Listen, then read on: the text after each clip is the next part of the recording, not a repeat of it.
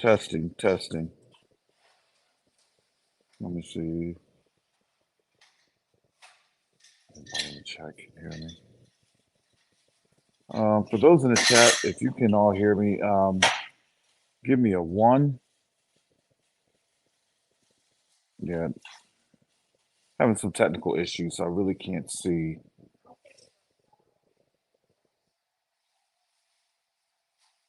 Okay, good.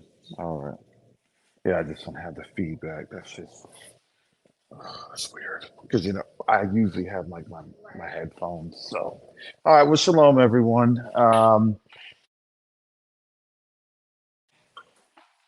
Bruise, brothers and sisters. We are here live in the Atlanta office. Red is in front of me, setting up for the um, Art of Diplomacy workshop. Sister Shar is um, doing some things to make this event a success. Um, and I'm here just talking and seeing them work, and I feel bad because they're all working and getting things taken care of, getting the lights set up, and here I am, just in the middle of the room, running my mouth. That's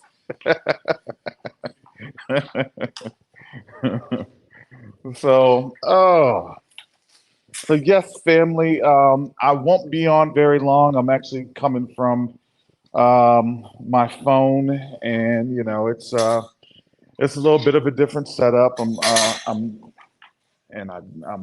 think I'm doing very well on the internet on over here. Um, so yeah, please forgive me. Oh yeah, yeah, there you go. So please forgive me. I'm a little bit discombobulated, um, but we're gonna make this thing work. So let me just say, shalom to some family up in here. Shalom, Sister Barbara, Sister Benetta, Sister Bonnie, I know. Sister Brother Clifford, Sister Marilyn, Brother Avon, Brother Brandon, Sister Hebzeba, um, Sister Renaya, Sister Anita, all those coming on in. Shalom. So, yes, I'm here in Atlanta. We are here in Atlanta, gathered together here for Question Night Africa. We're doing some events and activities for the organization, which is why this is a very special time for us um, here at Question Night Africa. Brother Mike, he will be joining in on the festivities, potentially via Zoom. So we'll get him on in here from half a world away. So we're at a time where things are very, very pivotal. And usually we'll say things are pivotal, and mm, we don't really see things happening. But when we see things happening, because we've been saying, no, it's getting ready to happen, then that is uh, that catalyst to when people decide I gotta take action, I gotta do something, I gotta, respond. And that's okay. That's human nature. It is a response element. And the response element, it is a flight or fight. But in this particular construct, especially for our folks, especially for our people, if you want to say Negroes, African American, Black, however you want to call it, descendants of the transatlantic, and you have the trans-Saharan slave trade. I don't want to discount that, but there are the elements to where there's really no more fight left in us. And so that fight apparatus is something that becomes the necessary rallying point that has been gathered by our enemies to help drive us to their objectives of success and ultimately the victory. Because here's the thing, as a people, we never fail in any objective laid out in front of us. Matter of fact, we we succeed and we exceed expectations. And because we do that, then that creates the variables to then have what we've done become monopolized and manipulated against us. And understand this is going to be the same tactic that we're about to see and we're about to witness here, because this week you had a rate cut, which means monetary policy is affected. And I was listening the other day to Jerome Powell, the chairman of the Federal Reserve, and he was basically stating that everything here in the United States, the monetary policy is looking good and all that other stuff. Actually, it's not. But you have to understand, as a nation in decline, the nation's going to do everything that they can to kind of cheerlead the effort, right? You're going to be on the sinking ship, but as you're on the sinking ship, as long as you're drinking champagne, eating caviar, and listening to good music, well, then that's okay, right? And really, that is what we're seeing in this nation is an effort to provide the that's okay isms.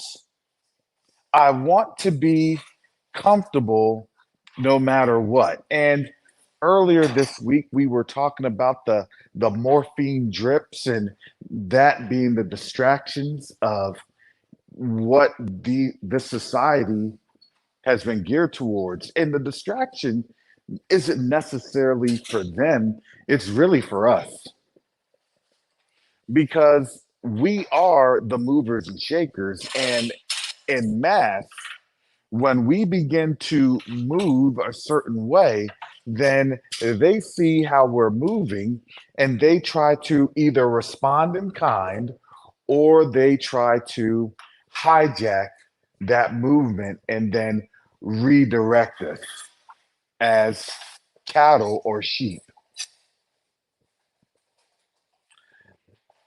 I have to say that those efforts are now sadly in their disposition. It's not happening anymore. It's not the same anymore. They can't parade around their mouthpieces or display their sellouts that has been provided by them for us to be utilized as that distraction point. I hear Sister Shar and Brother Red, getting on me in my life. So I'm not in my regular studio. I'm not by myself. I got folks in here, distracting. So I'm trying my best to formulate a thought this morning. Yep.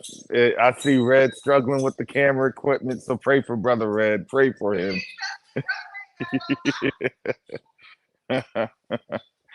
Oh, yeah, yeah. Yeah. Look, it's a planning. It's a planning, and the whole thing is a lot of our people, we plan. Constantly. I have my mother calling my brother and I, planning for her finances, planning for her 401k, whatever pension she may have collected, and other Social Security benefits. And there was something that was disturbing the other day when I had spoken to my mother. It was about an event. And I'm thinking that this event was common, that just recently took place. And when I had said, "Well, Mom, haven't you heard about this or about that?" And she said, "No, I didn't hear anything about it." And that took me aback because we have, and our baby boomer generation, they're not really, and not all of them, right? Not all of them, but a lot of the baby boomer generation, they're not geared on the international incidents and events that's happening. They really don't understand what's happening outside of America. And the reason is because they have been programmed, like a lot of our generations, to think intrinsically, to think focused on self. And when you're thinking focused intrinsically and not really extrinsically, externally, right? Then you see things happening. You see price increases, you see inflation, you see all of these things occurring with people being laid off and all sorts of economic woes happening, and people just ignore it because it has not been explained to them what those conditions mean.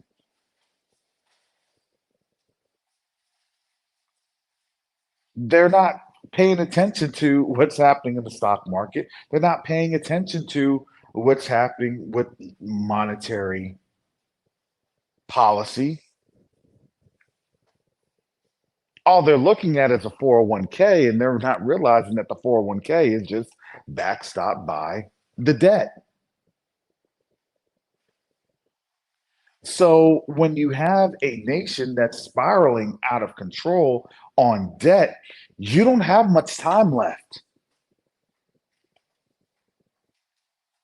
And the thing is, you can't use the Roman Empire as a case study because in this day and age, information is literally simultaneous. I can pick up the phone, get in the WhatsApp, and call Brother Mike right now. And he'll pick up and he'll answer the phone. And there's a couple of different people on the continent that I can call. There's a couple different people, even in the Middle East, that I can pick up the phone and call. And it's a very relatively instantaneous conversation. So now we are living in a world to where when things go bad, it's not going to just reverberate after weeks, months. to where people get the news. No, we now live in a very interconnected world because it's going towards your blockchain, your digitalization, right? Your electrical currency outlet or assets. And guess what? You are part of it. You are part of that new system of a tokenized asset.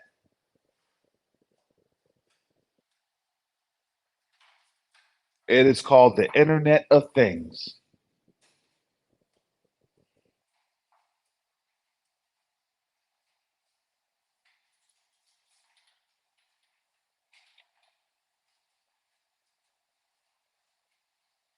And I have to say, again, a large majority, I know if you all understand, you've been on this channel, you've been on these platforms, you understand what's happening. But again, a large majority of our people don't, because a large majority of our people are stuck in a Eurocentric sphere, a Eurocentric atmosphere.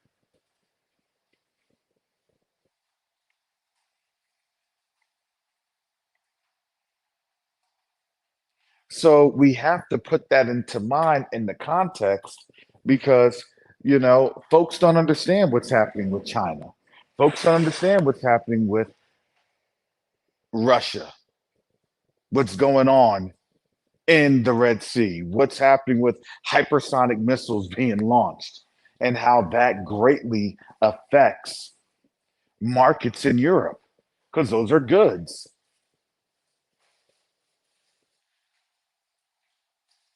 A majority of our people don't understand that a real economic war is being waged on the West, primarily targeting the United States and that Eastern Mediterranean nation.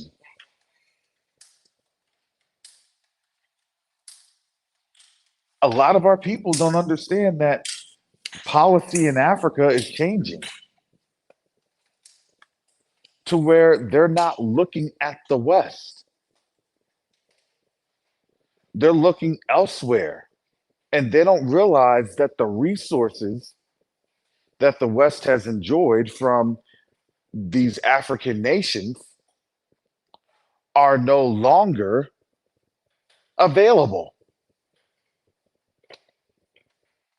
They can't understand what supply chain means and failure of supply chain. See, it was good in the messaging when you first hear a supply chain failure. It's a supply chain this or that.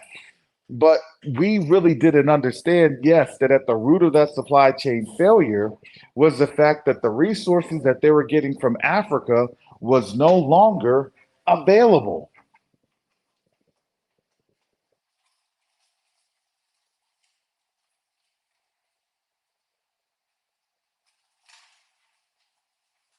So what does that mean? We're in a time to where people are going to have and make hard decisions. We're at a time to where what was normal won't be so normal anymore.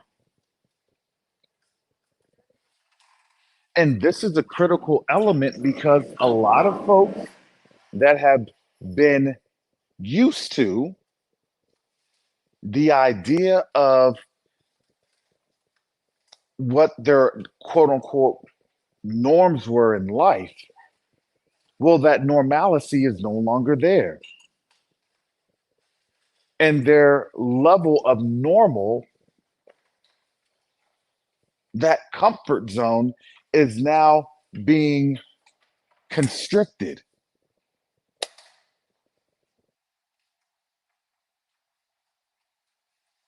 And when things become constricted, folks have to start making some decisions and they have to start addressing some hard truths.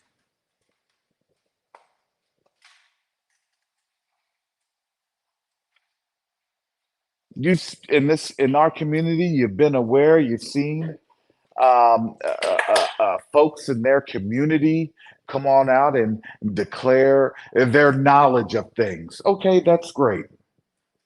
I'm glad you know how things are. I'm glad you know who you are. I'm glad you know who we are. But when I say that, hey, I'm glad. The question that always comes up is, so what was the catalyst that brought you to this decision point? Are you now trying to speak out because you're speaking out because you're realizing that there's something that you're getting ready to lose? Think about this. Folks don't speak out when they're comfortable. Why? Oh, I know the brothers and sisters. I know that they're the people of the book. I know that they're this. Oh, I know that they're that. And if they could just accept me, because I have this and I say that and I call him my daddy. Cool. That's between you and the Most High. I have nothing to do with that. But what I am going to ask is, so why now? What I am going to question is, what is the motive now? Because that wasn't said back in September 2023. It wasn't. That wasn't said before wars were being waged in the place that they thought was the land and the people.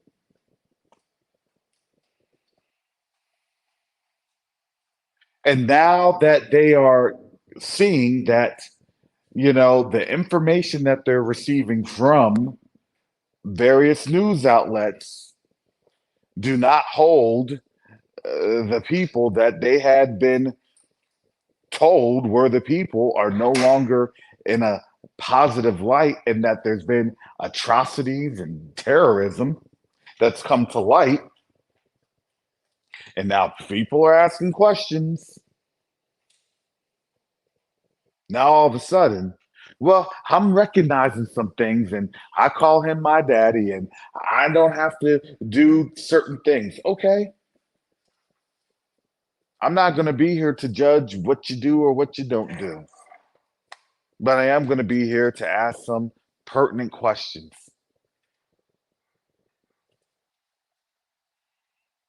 because I understand that there's always an ulterior motive.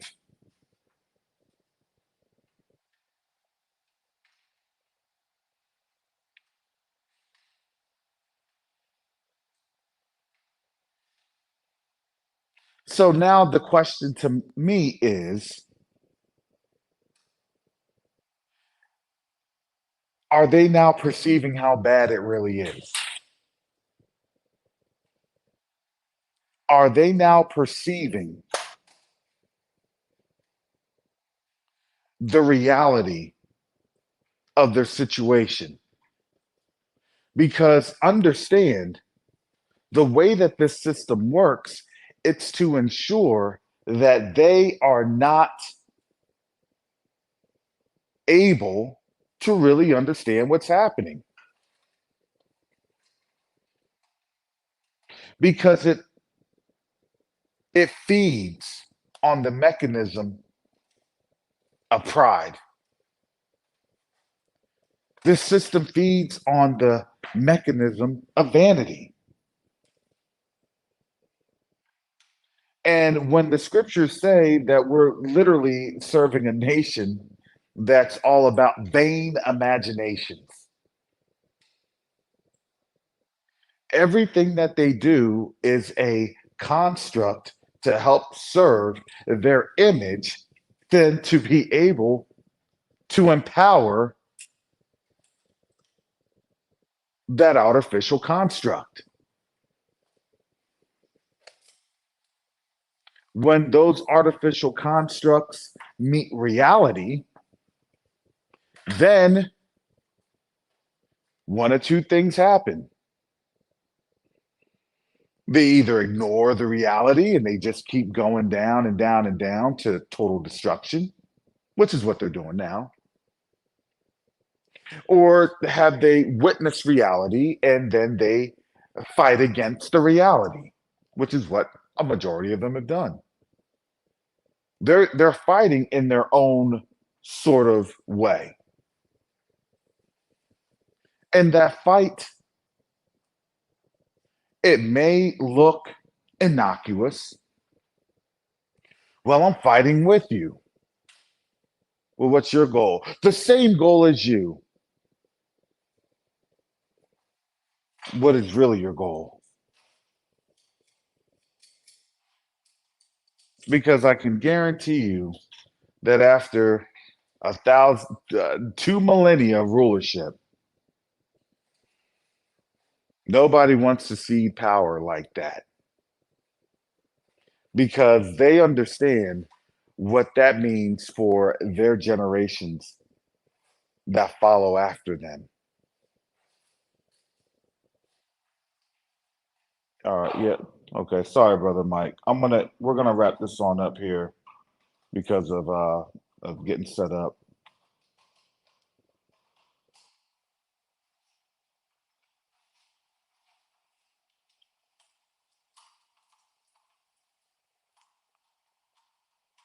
So I wanted to come on in here just to talk to you while while I'm seeing Red setting up camera equipment that he was stressing out about yesterday. Oh,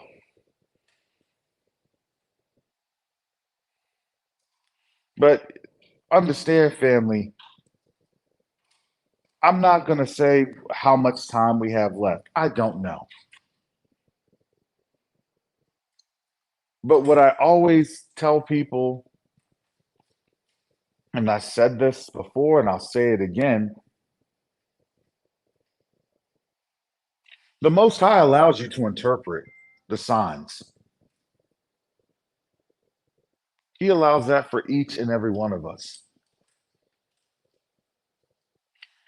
And it's a decision that we have to make in terms of our obedience.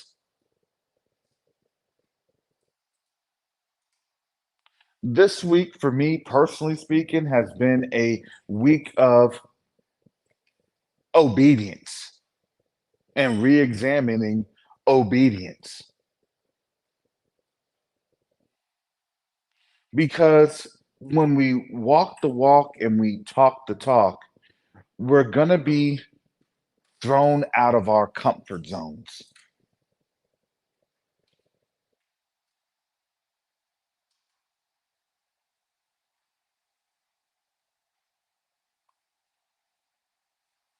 This is going to be my first event discussing these things since literally my military days.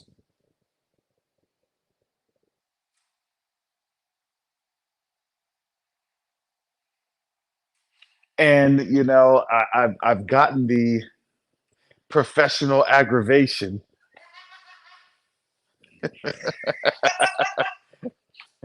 I have a professional aggravator who has been there to help shape the discussions of, well, Brother Karras, what are you going to say? Brother Karras, how are you going to say it? Brother Karras, we need to add this, this, and this. And what I was saying was not cutting the mustard yesterday. And I had some stares and looks. Brother Karras, you just can't wing this. So I went through and I got my little slides on out and I was going through some things and I discussed these with folks and one of my brothers in Yahusha has said this. He said, Brother Karras, think about these two things. And he has his seminary degree. He's an ordained minister here in Atlanta. And he said, Brother Karras, he said, that is such a powerful insight. Think about this. And what he said, when you have that that counseling and mentorship, and this brother's younger, he's about 16 years younger than me. And I had to take his wisdom and his insight with the professional aggravation. I literally could not sleep last night because I kept waking up and I kept thinking about that. And I said, that works so perfect, so perfect. It is so succinctly and articulately stated. And that provided that moment of clarity. I wasn't nervous about the the presentation, but that gave me a lot more clarity of no, that is what we're seeing, that's how we're doing, and that's those are the elements that we're moving in. We have to move differently. And literally, it's not just our success that depends on it, it is our survival. It's our survival that depends on how we move as a people and as a nationless people. Because understand when times get tough, guess what they do? They know who their people are. Understand that when resources get constrained, guess what? Folks will inevitably tribalize. Oh, yes.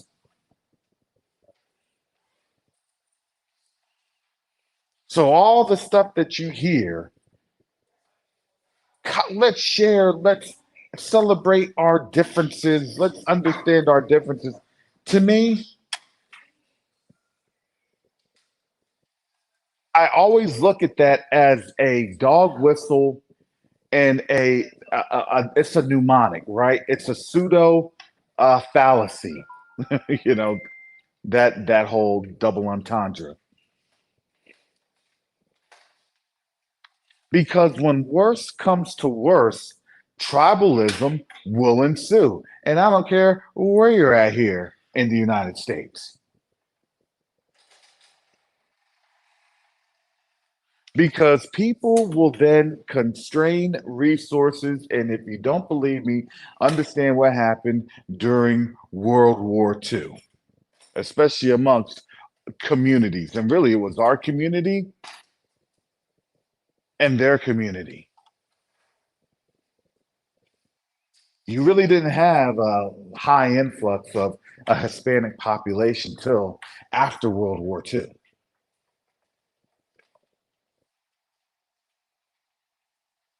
They would be there, but the resources and the goods and the services,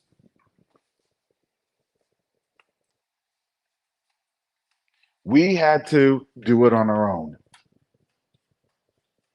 And we were successful at it. So much so, that's why integration came about.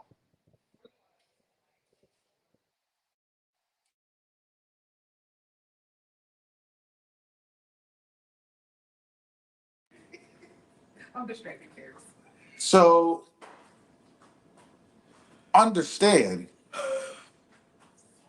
that the campaign, because it's not just a campaign of a presidential one. No, it's a campaign to find out where will your thought process be in the system? And how long will you be hoodwinked to think that you're going to be able to be sustained on this system?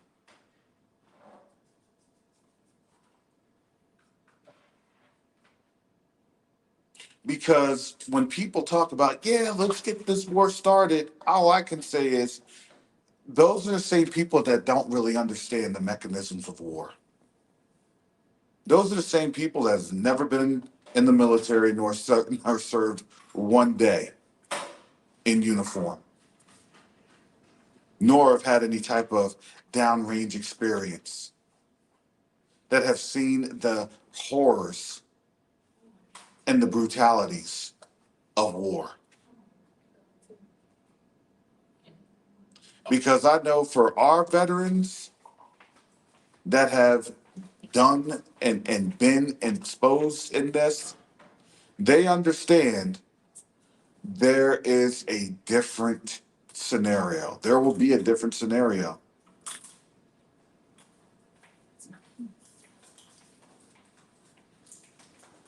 And you'll see how they respond. Their response. You'll see how they respond. That whole let's celebrate our differences talk will be thrown out the window. And it will be a light militarization of sorts. And I don't say light very lightly. What will you do? How will you survive? What is your game plan? What activities are you doing right now?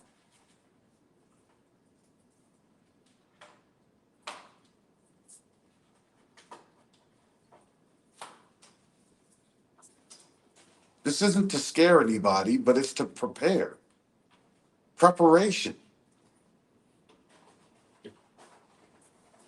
is actually a righteous thing to prepare.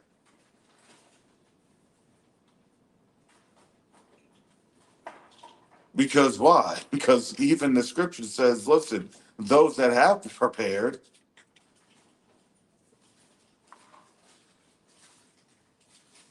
they're going to be asked for their resources.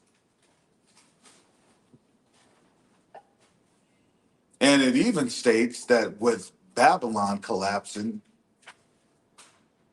that these folks are going to try to run up into their homes, run up into their buildings, wherever they may smell an inkling of food and provisions.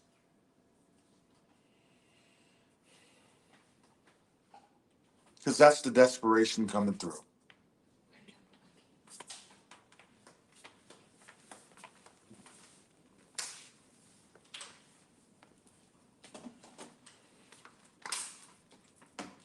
So, family, um, again, we appreciate the support for Quest to Unite Africa.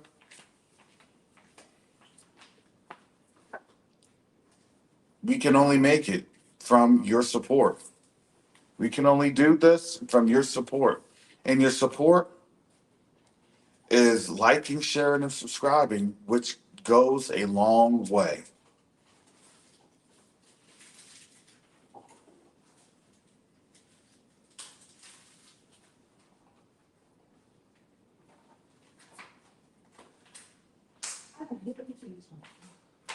So, as we get ready here for this Atlanta activity,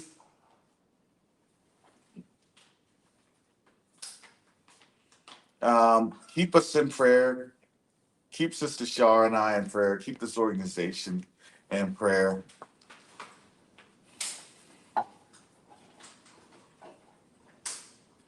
Because supporting each other is communicating with each other.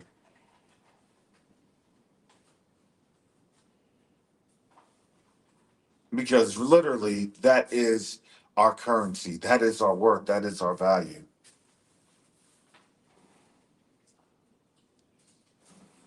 And that is based off of how we use our voice.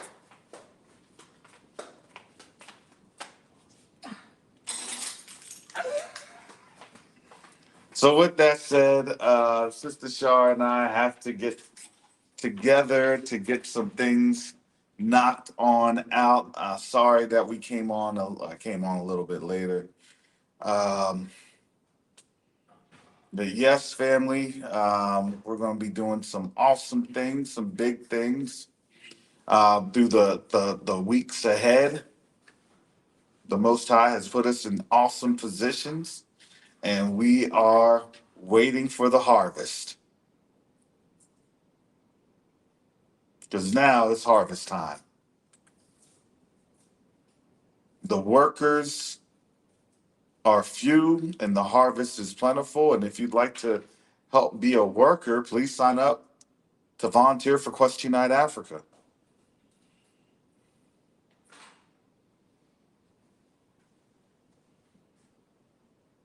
because we are very excited with the doors that the Most High is opening. So, with that said, family, Most High willing, I'll be on Tuesday with Covenant Awakenings. And yeah, I got to get some things together here and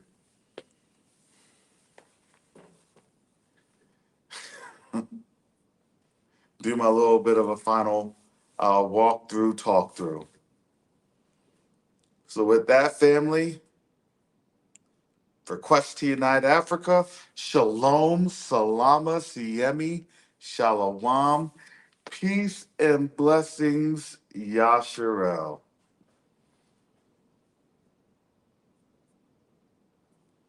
The Rise of Africa, the continent, the diaspora, and BRICS explores the relationships that are affecting the global economy right now. This book explores the relationships of the African diaspora's influence on the African continent and why this is important in stabilizing relationships with an understanding of how BRICS impacts the future, good or bad. You can order your copy of The Rise of Africa today on Amazon.com.